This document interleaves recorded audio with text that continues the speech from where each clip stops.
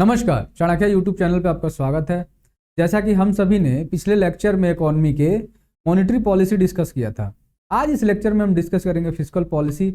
और इसमें हम देखेंगे कि भाई फिस्कल पॉलिसी आखिर क्या होती है, इसके क्या प्रभाव जो है हमारी अर्थव्यवस्था पे पड़ते हैं और इसमें कहाँ से जो है क्वेश्चन आने की संभावना बनती है। तो चलिए सेशन को स्टार्ट करते हैं।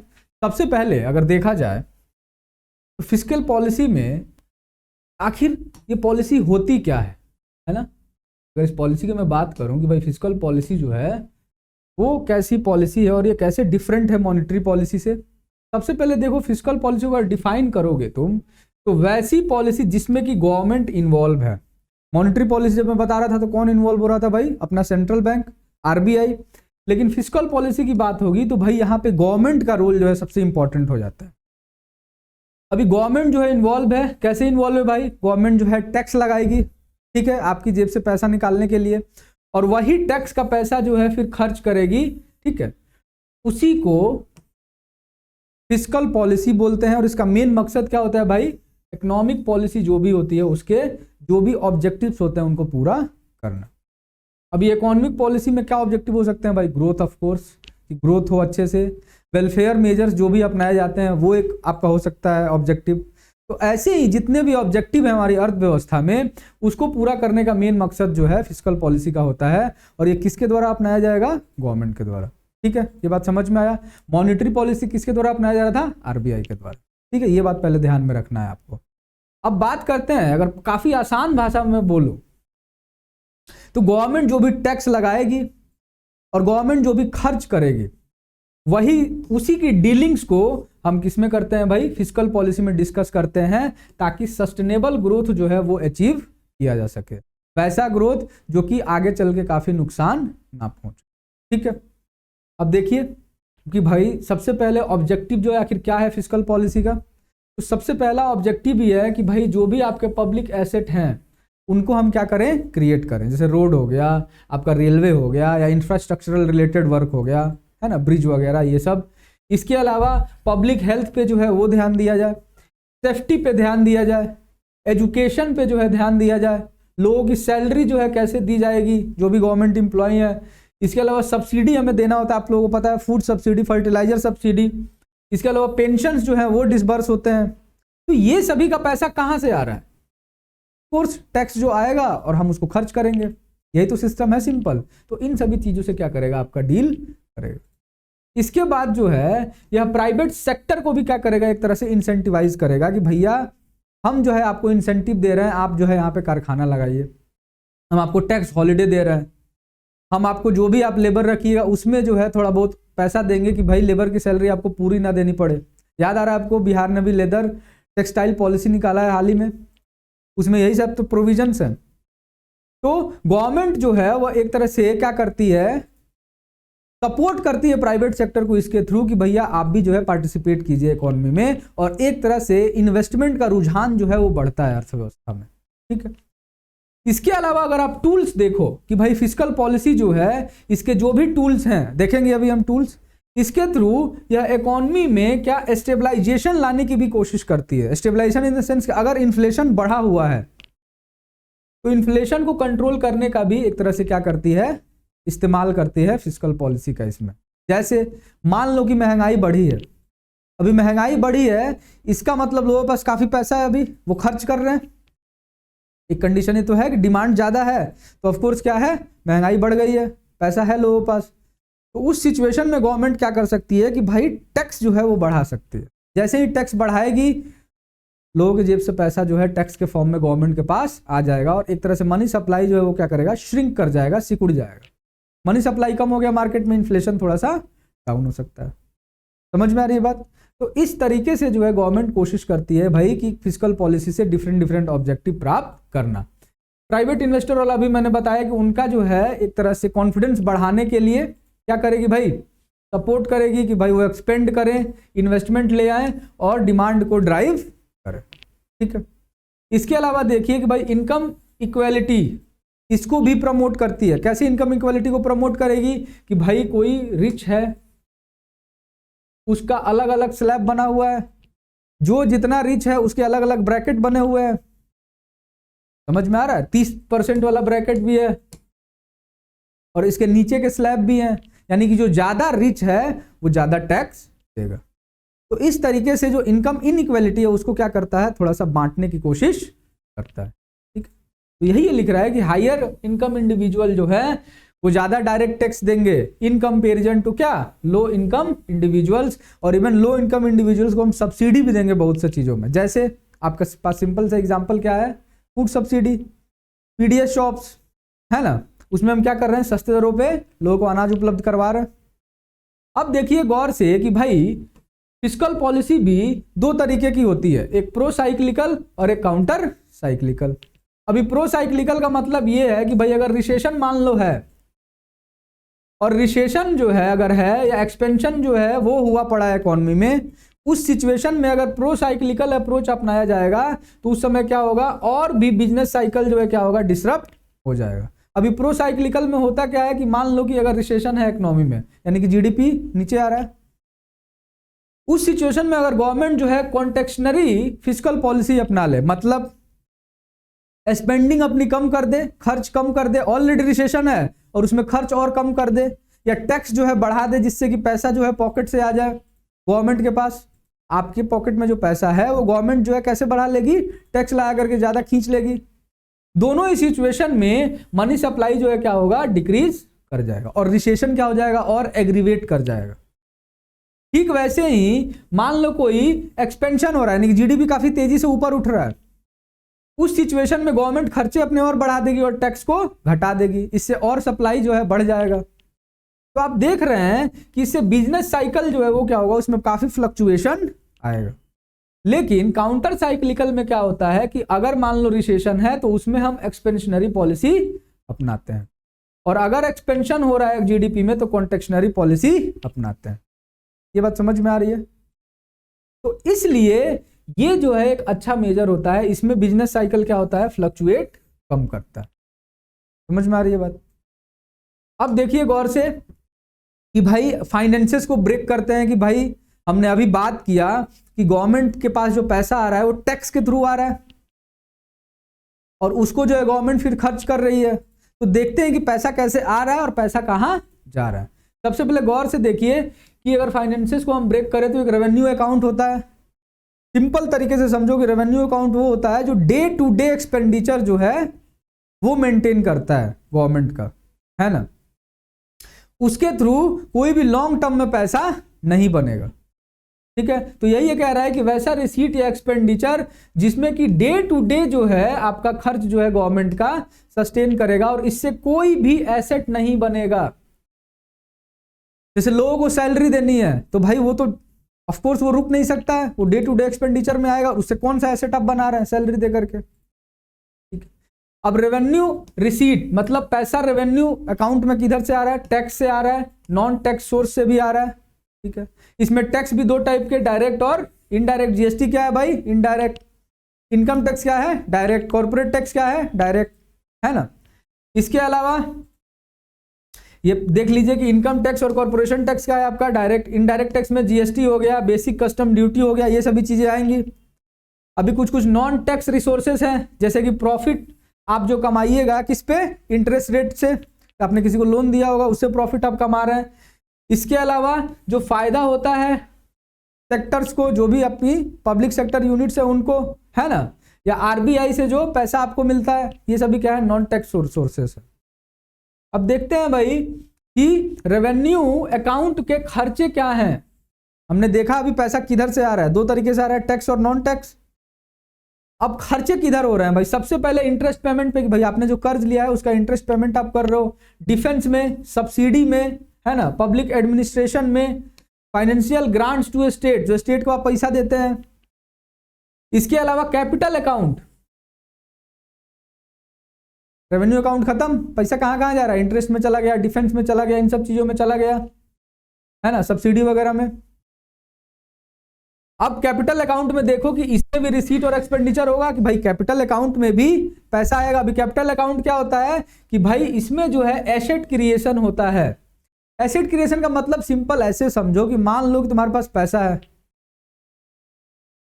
तुमने उस पैसे को भोजन में खर्च कर दिया, तो उस पैसे के खर्च करने से क्या आपका कोई एसेट बना? आप उस भोजन को क्या करोगे? कंज्यूम कर जाओगे थोड़ी देर के बाद। उससे कोई भी आपने एसेट नहीं बनाया। यहाँ एसेट का मतलब ये है जो आपको उसके बाद पैसा दे। जैसे घर आपने खरीदा हो, ठीक उसी पैसे से, उस पैसे से आपने जब भोजन खरीदा तो कोई एसेट नहीं बना, रेवेन्यू। ठीक उसी पैसे से आपने घर खरीदा, वो क्या होगा? कैपिटल, क्योंकि वो आपको लॉन्ग टर्म में फिर पैसे देगा रेंट के थ्रू, है ना, अगर आप उसको रेंट पे चढ़ा देते हो तो सिंपल तरीके से ऐसे समझिए कि कैपिटल अकाउंट में ऐसे खर्चे की बात हो रही है, ऐसे पैसे की बात हो रही है जो कि एसेट से आ रहा है किसी, ठीक है। तो इसमें क्या होता है भाई कि एसेट क्रिएशन होता है, और इसलिए इसमें ज्यादा जो है फंड एलोकेट करना चाहिए, क्योंकि कैपिटल में जितना फंड एलोकेट होगा उतना ही बेहतर होगा। अगले पॉइंट की तरफ आते हैं भाई। कैपिटल रिसीट, पैसा किधर से आ रहा है? सबसे पहले जो भी आपने लोन दिया वो आएगा, इंटरेस्ट रेट नहीं, लोन जो है आपने 500 रुपए का लोन दिया तो पूरा का पूरा 500 रुपए का लोन जो है वो वापस आ गया, उस पर इंटरेस्ट की बात मैं नहीं कर रहा हूं। इसके अलावा जो भी आपका पीएसयू का क्या है, आप जब बेचते हैं उसको, पीएसयू के डिसइन्वेस्टमेंट होती है, मतलब पीएसयू का आप जब शेयर बेचते हैं उसका ही पैसा क्या आता है? इसमें आता है, जिसको हम प्राइवेटाइजेशन बोलते हैं दूसरे शब्दों में। तो इन सब चीजों से क्या आ रहा है भाई? इसमें पैसा आ रहा है। इसके अलावा जो भी आप कर्ज लेते हैं वो भी क्या आता है? कैपिटल रिसीट में। अब देखिए भाई कैपिटल एक्सपेंडिचर, इसमें क्या है भाई कि लोन्स जितने भी आपने लिए हैं, जो कि क्या आप कर रहे हैं? स्टेट को दे रहे हैं। लोन जो है एक तो आपने यहां पे लिया तो वो आपका रिसीट में आया, लेकिन लोन जो आप दे रहे हैं स्टेट को वो आपका कैपिटल एक्सपेंडिचर में आएगा। इसके अलावा एक्सपेंडिचर आपने वैसा किया जिससे कि आपका क्या बने? इंफ्रास्ट्रक्चर बने, या सोशल एरियाज में ऐसी जगह पे दे रहे हैं जिससे कि एसेट क्रिएशन हो रहा हो, तो वैसे एक्सपेंडिचर को क्या बोलते हैं भाई? Capital expenditure. अब कुछ टर्म समझते हैं, आपसे पूछ सकता है कि भाई रेवेन्यू एक्सपेंडिचर क्या है? ऑफ कोर्स रेवेन्यू एक्सपेंडिचर में एक है फैक्टर, क्या? Revenue deficit. अभी रेवेन्यू डेफिसिट क्या है भाई? ये डिफरेंस दिखाता है किसके किसके बीच? रेवेन्यू रिसीट और आपका जो भी रेवेन्यू एक्सपेंडिचर है उसके बीच में। अब गौर से समझिए, अगर रेवेन्यू डेफिसिट है यानी कि आप डे टू डे एक्सपेंडिचर भी मेंटेन नहीं कर पा रहे हैं, ये काफी खतरनाक होता है। इसका मतलब आप कर्ज लेकर के एक एक दिन का अपना काम चला रहे हैं इकोनॉमी में, आपके पास पैसा नहीं है। इसलिए रेवेन्यू डेफिसिट जो है काफी कम होना चाहिए, ठीक है। इसके घाटे क्या क्या है भाई? एसेट्स कम हो जाते हैं, सोशल वेलफेयर एक्टिविटी में पैसा कम जाता है, इसके लिए लाइबिलिटी बढ़ती जाती है, मतलब कर्ज बढ़ते जाता है, डिसइन्वेस्टमेंट हम लोगों को करना पड़ता है, महंगाई बढ़ सकती है, ये सभी क्या है इसके इम्प्लीकेशंस है। अब गौर से देखो, इफेक्टिव रेवेन्यू डेफिसिट क्या है? ये आपका 2012 में आया, मतलब 2012 एफआरबीएम एक्ट आया, उसके बाद आया, और इसमें जो है उन चीजों को माइनस कर दिया गया। पहले तो रेवेन्यू डेफिसिट आपने समझा कि भाई रेवेन्यू रिसीट में से रेवेन्यू एक्सपेंडिचर माइनस हुआ, वो रेवेन्यू क्या हो गया? डेफिसिट। लेकिन गौर से समझो कि जो खर्चे हो रहे थे, जरूरी नहीं है कि जो रेवेन्यू एक्सपेंडिचर में जो खर्चे हैं हमारे, वो सारे के सारे ऐसी जगहों पे खर्च हो रहे थे जिससे कि एसेट क्रिएशन ना हो रहा हो। कुछ तो खर्च होगा, कुछ तो ऐसा ग्रांट इन एड जो हम पढ़ रहे थे कि अगर स्टेट को सेंटर जो है ग्रांट दे रहा है, वो कहीं कैपिटल बना रहे होंगे, जैसे कि मनरेगा आपके पास एग्जाम्पल है एक। तो वैसे खर्चे जो है आपका एक तरह से कैपिटल क्या कर रहे हैं? क्रिएट कर रहे हैं। तो उसको आप माइनस कर दो, वो आपका क्या आ जाता है? Effective revenue deficit. ये बात समझ में आई कि जो रेवेन्यू डेफिसिट है उसमें से वैसे खर्च आप निकाल दो जो कि कैपिटल बनाने में यूज हुए, उसी को हम क्या बोलते हैं? Revenue deficit. ये बात समझ में आई? सिंपल यही ये बोल रहा है कि रेवेन्यू डेफिसिट और ग्रांट जो मिला है कैपिटल एसेट बनाने के लिए, उसका डिफरेंस, ठीक है। तो यही फॉर्मूला है, आप लोग ध्यान रखिए। अब देखिए गौर से भाई, फिस्कल डेफिसिट। सिंपल सा बात है, बहुत ज्यादा इसमें दिमाग नहीं लगाना है कि भाई जो भी गवर्नमेंट जो है वो अर्न करती है ना, और जो भी उसका एक्सपेंडिचर है, यही डिफरेंस जो है कहलाता है आपका फिस्कल डेफिसिट। यानी कि जो कर्ज हम नेट में लेते हैं वही क्या है? आपका फिस्कल डेफिसिट। ये फिर से लिख रहा है कि डिफरेंस किसका? जो रिसीव किया गया गवर्नमेंट के द्वारा ऑन रेवेन्यू अकाउंट, और जो भी non debt creating capital receipts हैं। कैपिटल रिसीट्स में सभी चीजें थी, कौन कौन सी बताओ? डिसइन्वेस्टमेंट से हमारे पास पैसा आ रहा था और एक कर्ज से पैसा आ रहा था, तो कर्ज वाला एलिमेंट हम गायब कर दिए हैं, डिसइन्वेस्टमेंट वाला पैसा मान लो रख लो और रेवेन्यू रिसीट रख लो और उसको माइनस कर दो टोटल एक्सपेंडिचर से, तो बचेगा क्या? लोन जो हमने लिया बाहर से, वही तो क्या है? फिस्कल डेफिसिट है ना। सिंपल से आप सिंपल तरीके से आपको ऐसे ही समझना है इसको। अभी जो है इसके पॉजिटिव एस्पेक्ट भी होता है, ऐसा नहीं कि फिस्कल डेफिसिट हमेशा खराब होगा। जैसे अगर आप कर्ज लेके इकोनॉमी में पैसा डाल रहे हैं तो इंप्लॉयमेंट बढ़ता है, इसके अलावा पब्लिक इन्वेस्टमेंट जो है वो बढ़ता है, जॉब क्रिएशन बढ़ता है। लेकिन ये कब होगा? जब आप कर्ज लेके कैपिटल एक्सपेंडिचर में पैसा डालिएगा। अगर आपने रेवेन्यू में लगा दिया तो उससे कुछ भी नहीं होगा, एम्प्लॉयमेंट भी नहीं बढ़ेगा, पब्लिक इन्वेस्टमेंट भी जीरो होगा और जॉब क्रिएशन मतलब वही ऑफ कोर्स एम्प्लॉयमेंट वाला ही पार्ट है, एक मेजर स्केल पे हम बात कर रहे हैं, उसमें भी संभावना काफी कम हो जाएगी, पब्लिक और प्राइवेट दोनों में ही। इसके अलावा लिमिटेशंस इसके क्या है कि भाई सरकार पे कर्ज क्या होता है? बढ़ता है, काफी बड़ा फैक्टर यही तो है। इसके अलावा लार्ज अगर डेफिसिट है तो सस्टेनेबल इकोनॉमिक डेवलपमेंट जो है वो नहीं होगा, सस्टेनेबल इकोनॉमिक डेवलपमेंट का नोशन जो है वो न्यूट्रलाइज हो जाएगा। इसके अलावा गवर्नमेंट की लायबिलिटी और इंटरेस्ट पेमेंट जो है बढ़ते हैं और डेवलपमेंट के लिए पैसा नहीं बचता है। सारा पैसा तो इंटरेस्ट पेमेंट करने में चला जा रहा है, तो आप डेवलपमेंट क्या कीजिएगा? अगर आप इतना कर्ज हो गया कि इंटरेस्ट का जो पेमेंट है वो बहुत ज्यादा हो गया, तो ऑफकोर्स डेवलपमेंट के लिए पैसा आपके पास कहां से बचेगा? इसलिए फिस्कल डेफिसिट को कंट्रोल करना भी जरूरी है। ठीक है, दोनों ही पहलू हैं। अब एफआरबीएम एक्ट 2003 की बात करते हैं। भाई ये क्यों आया? सीधे आपसे पूछेगा बीपीएससी कब आया था। एफआरबीएम एक्ट जो है 2003 में पास हुआ और इसको जो है बहुत बार अमेंड किया गया। अभी 2003 में जो पास हुआ इसमें हमने बोला कि रेवेन्यू डेफिसिट को, चूंकि ये सबसे खतरनाक था, इसको हम क्या करेंगे? जीरो हम हर हाल में करेंगे और टारगेट दिया गया 31 मार्च 2009। ठीक है, इसके अलावा फिस्कल डेफिसिट का टारगेट जो हमने बोला कि 3% तक किया जाएगा, इसको भी 2009 तक, और मिनिमम एनुअल रिडक्शन जो है इसका 0.3 होगा, इसका 0.5 होगा। लेकिन ऐसा अभी नहीं हुआ, आप सभी को पता है अभी फिस्कल डेफिसिट है अपने यहाँ ठीक ठाक, रेवेन्यू डेफिसिट भी है ठीक ठाक।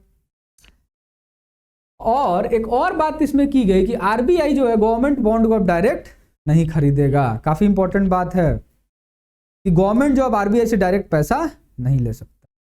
ये बॉन्ड खरीदने का मतलब क्या है भाई? कि गवर्नमेंट से बॉन्ड खरीदेगा, आरबीआई उसको पैसा दे देगा उस बॉन्ड के बदले, है ना। तो अब ये इस प्रथा को बंद करने की सलाह। ठीक है, अब देखो गौर से, बजट 2018-19 में इसको लेटेस्ट में अमेंड किया गया और इसमें बोला गया कि जो 3% वाला ये है इसको 2020-21 तक क्या किया जाए, हम लोग टारगेट करें, है ना। पहले 2009 था, अब 2021 हो गया। रेवेन्यू डेफिसिट के लिए कोई टारगेट नहीं रखा गया। इसके अलावा जो जनरल सेंटर और स्टेट है और सेंट्रल गवर्नमेंट का जो डेट रेशियो उसको 60% और 40% रखने की बात की गई। कब तक? 2024-25 तक। ये भी आपको ध्यान रखना है। ठीक है, अब देखिए गौर से कि अभी रिसेंट ट्रेंड क्या कह रहा है डेफिसिट का, ये आपसे पूछेगा अभी बीपीएससी कि भाई अभी क्या चल रहा है। तो देखो 2023-24 के एस्टिमेटेड बजट में क्या बोला है भाई? ये क्या है अपना, ये वाली जो आप लाइन देख रहे हैं ग्रीन वाली, ये क्या है आपका? Primary deficit. ठीक है, इसके अलावा ये क्या है भाई आपका? 2.9 वाला रेवेन्यू डेफिसिट, और ये वाला क्या है आपका? Effective revenue. ये बात समझ में आई? और ये 5.9 वाला क्या है आपका? फिस्कल। तो ये वैल्यू काफी इंपॉर्टेंट है आपके लिए एस्टिमेटेड बजट। इसके अलावा रिवाइज एस्टिमेट जो 2022-23 का था, ये वाली वैल्यूज भी इंपॉर्टेंट है कि भाई फिस्कल डेफिसिट 6.4, रेवेन्यू डेफिसिट क्या है? 4.1। इसके अलावा प्राइमरी डेफिसिट 2.3, और गौर से देखिए ये क्या है आपका? Effective revenue deficit 2.9। तो ये दोनों वैल्यूज जो है काफी इंपॉर्टेंट है, इसको आप लोग देख लीजिए। हम लोग ऑफ कोर्स एक सेशन लाएंगे कौन सा, बजट और इकोनॉमिक सर्वे का, उसमें फिर से रिवाइज करवाया जाए। ठीक है, अब देखो भाई फिस्कल कंसोलिडेशन क्या होता है। मान लो कि फिस्कल डेफिसिट कंटिन्यूअसली बढ़ते जा रहा है और वो घातक है इकोनॉमी के लिए, हमने देखा। सारा पैसा मान लो इंटरेस्ट पेमेंट में चला जाएगा तो डेवलपमेंट नहीं होगा। तो हम क्या करते हैं? उसी को कम करने की कोशिश करते हैं, और वही क्या कहलाता है भाई? फिस्कल। तो यही कह रहा है कि इसका मतलब है कि आप गवर्नमेंट के फाइनेंसेस को स्ट्रांग करिए, यानी कि गवर्नमेंट का जो एनुअल बोरोइंग है, जो साल भर में वो कर्ज लेती है और फिर से वो जुटता है जो कर्ज, उसका कुमुलेटिव वैल्यू दोनों को आप कम करिए। साल साल भर में कर्ज ले रही है गवर्नमेंट और वो जुटते चला जा रहा है। उन दोनों वैल्यू को कम करना है, एक साल भर में जो अमाउंट है उसको भी और जो जुटा हुआ है उसको भी, ठीक है, दोनों वैल्यू को आप कम करिए। ये मैक्रो इकोनॉमिक स्टेबिलिटी देता है ऑफ कोर्स। इसके अलावा वेस्टफुल एक्सपेंडिचर को क्या करता है, कट करता है, और गवर्नमेंट को इनेबल करता है कि इंफ्रास्ट्रक्चर और सोशल सेक्टर्स में ज्यादा वो इन्वेस्ट करे। इंटरेस्ट पेमेंट में मेजर पैसा सही जगह पे खर्च हो। टैक्स रिफॉर्म ये काफी जरूरी है। इसके लिए, किसके लिए, कंसोलिडेशन के लिए। अरे मान लो कि पैसा कम है अगर इकोनॉमी में, आप ऐसे समझिए कि पैसा कम है तो आपको दो तरीके ही तो हैं, या तो आप एक्सपेंडिचर कम कर लीजिए या आप टैक्स बढ़ा दीजिए। तो टैक्स रिफॉर्म करिए, टैक्स बेस बढ़ाइए, ज्यादा लोगों को इंक्लूड करिए टैक्सेशन में। इसके अलावा स्लैब आप और भी डाल सकते हैं, एग्रीकल्चर में जो बड़े किसान हैं उनसे टैक्स ले सकते हैं। इसके अलावा डिसइन्वेस्टमेंट कीजिए। इसके अलावा अच्छे से टारगेटिंग कीजिए। सब्सिडी को आप रेशनलाइज कर सकते हैं, जो जरूरी नहीं है सब्सिडी उसको बंद कर दीजिए, है ना। ये सभी चीजें अगर आप करिएगा तो कंसोलिडेशन आपका होगा, आपके पास पैसा उचित अमाउंट में बचेगा। एनके सिंह कमेटी, ये आपसे पूछ सकता है भाई, इसी के रिगार्डिंग आया था, फिस्कल कंसोलिडेशन के रिगार्डिंग। और एफआरबीएम रिव्यू कमेटी भी इसको बोलते हैं, जिसको 2016 में जो है सेटअप किया गया। एफआरबीएम एक्ट आया 3 में, इसको रिव्यू करने के लिए बनाया गया था, और इसी में बोला गया कि भाई फिस्कल काउंसिल का क्या होगा, स्थापना होगा। तो बीपीएससी आपसे पूछेगा कि फिस्कल काउंसिल के स्थापना के रिगार्डिंग कौन सी कमेटी बनाई गई, ठीक है। इसके अलावा डेट टू जीडीपी रेशियो, इसमें भी 40 बोला है और 20 बोला है, इसको कम करके किया जाए। इसके अलावा क्या है कि 2017-18 तक जो फिस्कल डेफिसिट है उसको 3% तक हम हर हाल में लेकर के आए। 2017-18 से और 2019-20 के बीच में, 3 साल के बीच में जो है आप देखिए गौर से कि इसको कम करना है हर हाल, ठीक है। क्राउडिंग आउट क्या है कि भाई मान लो कि गवर्नमेंट जो है उसने मार्केट से पैसा उठा लिया सारा, तो लोगों के पास पैसा बने, बैंकों के पास पैसा बचेगा कि आम जनता को कर्ज दे पाए। उसी सिचुएशन को क्या बोलते हैं हम लोग, क्राउडिंग। ये बात समझ में आई। तो यही ये लिख रहा है कि अगर गवर्नमेंट जो एक्सेसिव बोरोइंग करती है तो मार्केट में प्राइवेट प्लेयर्स के लिए पैसा नहीं बचता, ठीक है, उसको बोलते हैं क्राउडिंग आउट। और इससे काफी समस्या आती है, इन्वेस्टमेंट जो है, प्राइवेट इन्वेस्टमेंट काफी सफर करके नीचे आ जाता है। क्राउडिंग इन करके मतलब गवर्नमेंट अगर पैसा लगाएगी तो प्राइवेट प्लेयर्स इंसेंटिवाइज होंगे, तो उसी को बोलते हैं क्राउडिंग, ठीक है। डेट कितने टाइप के होते हैं भाई, एक आपका क्या होगा, इंटरनल डेट, मतलब जो अंदर से कर्ज ले रही है अपने बैंकों से, है ना। उसमें क्या हो जाएगा, मार्केट लोन जो गवर्नमेंट सिक्योरिटी से मिलता है। इसके अलावा आरबीआई से जो पैसा मिलता है। इसके अलावा और भी लाइबिलिटी है, जैसे कि पीएफ होता है, स्मॉल सेविंग डिपॉजिट। दूसरा तरीका क्या है भाई कि एक्सटर्नल डेट, जो बाहर से पैसा लिया जा रहा है। तो बाहर से पैसा कैसे लिया जा रहा है कि फॉरेन लेंडर के थ्रू पैसा लिया जा रहा है, कमर्शियल बैंक, फॉरेन इंस्टीट्यूशन, इनसे पैसा उठा सकता है कोई भी, ठीक है। इकोनॉमिक सर्वे के अनुसार अभी जो है 59.2% जो है क्या था, यूनियन का कर्ज था टोटल, जो घट करके 56.7% हुआ आपका 22 में, ठीक है। 21 में 59 पॉइंट कितना था, 2%, घट करके कितना हो गया 56 के आसपास। इसमें 95.1% जो कर्ज है, गौर से देखिए, वो क्या है आपका इंटरनल डेट है, और एक्सटर्नल डेट जो है वो क्या है, काफी कम है, 4.9% के अराउंड है। ये आपको याद रखना है, ठीक है जी। ये हम लोग और आपको रिवाइज करवाएंगे किसमें, इकोनॉमिक सर्वे में, ठीक है। तो इस सेशन में हमने काफी कॉम्प्रिहेंसिव तरीके से समझा कि भाई फिस्कल पॉलिसी क्या है, टैक्स और एक्सपेंडिचर, ये आपको दो चीज दिमाग में रखनी है। इकोनॉमिक सर्वे में हम सारे वैल्यूज आपको याद करवाएंगे, क्योंकि वही पूछेगा आपसे ऑफ कोर्स। अगर पूछना होगा इससे तो आपको कुछ कुछ पूछ सकता है कि भाई रेवेन्यू डेफिसिट क्या है, इफेक्टिव रेवेन्यू डेफिसिट क्या है, जो कि मैंने आपको समझाया है, फिस्कल डेफिसिट क्या है, ठीक है। तो मिलता है अगले सेशन में ऐसे ही इकोनॉमिक एक सेशन के साथ। तब तक के लिए आप कृपा करके शेयर कीजिए, लाइक कीजिए, सब्सक्राइब कीजिए और हमारे साथ बने रहिए इस क्रैश कोर्स में, ठीक है। तो जय हिंद, जय भारत।